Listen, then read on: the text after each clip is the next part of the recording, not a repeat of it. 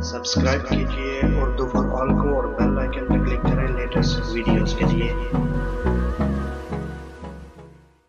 अस्सलाम वालेकुम दोस्तों, मेरा नाम साकिब अब्बासी है और आप उर्दू फॉर ऑल देख रहे हैं।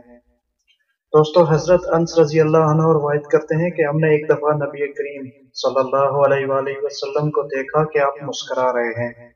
तो हजरत उमर रजी अल्लाह ताला अन्हु ने पूछा, या रसूलल्लाह सल्लल्लाहु अलैहि वसल्लम, कौन सी चीज मुस्कुराहट का सबब हुई? आपने फरमाया, मेरे दो उम्मती अल्लाह ताला के सामने घुटने टेक कर खड़े हो गए हैं। एक कहता है कि या अल्लाह, इसने मुझ पर जुल्म किया है और मैं बदला चाहता हूँ। अल्लाह पाक इस जालिम से फरमाता है कि अपने जुल्म का बदला अदा करो। जालिम जवाब देता है, या रब, अब मेरी कोई नेकी बाकी नहीं रही कि जुल्म के बदले में इसे दे दूं।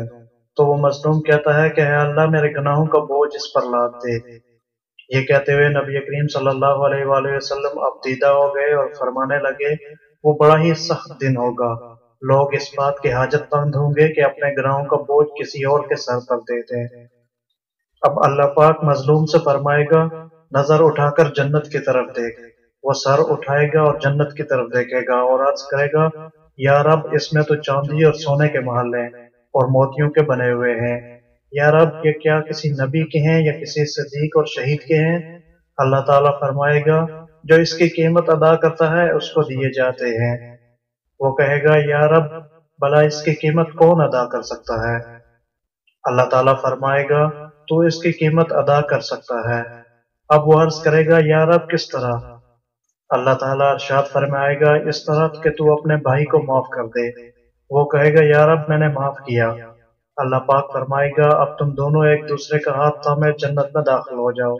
इसके बाद आप सल्लल्लाहु अलैहि वसल्लम ने फरमाया, अल्लाह ताला से डरो, आप इसमें सुलह कायम रखो, क्योंकि क़यामत के रोज अल्लाह पाक भी मोमिनीन के दरमियान में सुलह कराने वाला है।